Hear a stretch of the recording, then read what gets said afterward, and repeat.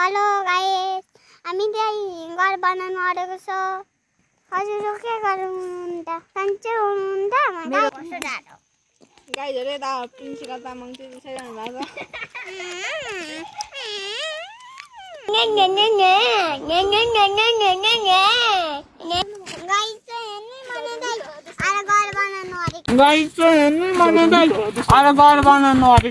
तिमीलाई गोली हान्दिन्छु।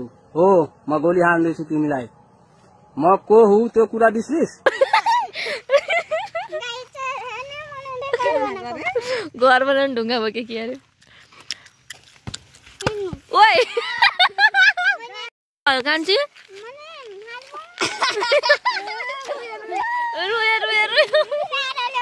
रुको अवस्था छ, रुलाटेको अवस्था हजुर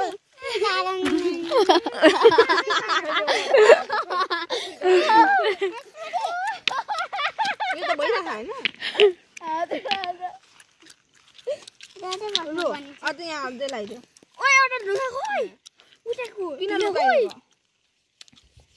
चुप्पी मलाई घर सम्पन्न भयो एउटा घर बुइनीको अनि न्यून भन्दैछु।